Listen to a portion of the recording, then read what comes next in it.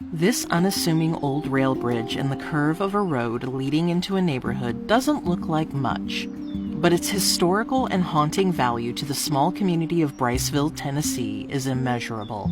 You see, this now defunct 1800s-era trestle over the wide, swirling creek below was once the site of a murder.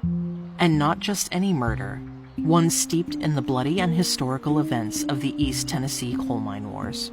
We get into the history behind that a lot more in our book, Paranormal by Region, East Tennessee Edition, but for now, we're going to stick to the facts surrounding Drummond Bridge's famous haunting. As I said, it all started with the Coal Mine Wars, when employees of the local Appalachian coal mines rose up against their companies, striking and generally committing mayhem to disrupt operations, when the coal barons brought in cheap prison labor leased from the state of Tennessee to work the mine to undercut the regular employees of the company and to force them into taking less pay for what was ostensibly more dangerous work, working alongside these untrained and unskilled workers brought in from the prisons. One of these employees, a man named Richard Drummond.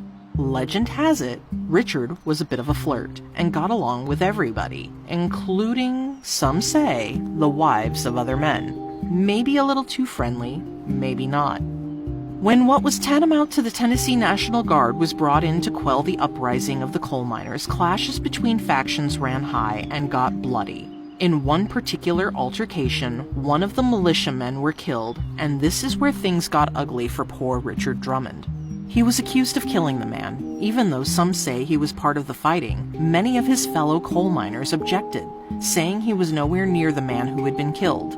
Meanwhile, one militiaman in question flat out accused Richard Drummond of being the murderer, and Richard was seized by the militiamen and taken to the nearby railroad bridge.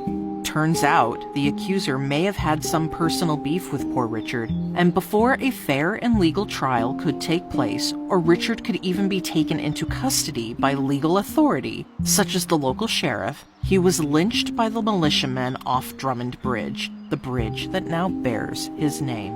Horrifyingly, some of Richard's friends and nearby residents swore that at night, around the time the lynching took place and Richard was killed, you could hear the poor man gasping, struggling, and choking for breath as he hung and dangled over the creek, slowly strangling to death. To this day, it's said that if you sit on, by, or beneath this bridge at night, you can still hear Richard Drummond suffering from the night he was killed, and thus the bridge earned both its name and its reputation as one of the most haunted places in East Tennessee. Again, for more, consider buying Matt and I's book, Paranormal by Region, East Tennessee Edition, out on October 31st, 2024, on Amazon and through Barnes & Noble. Until next time, my little strangelings, happy hauntings.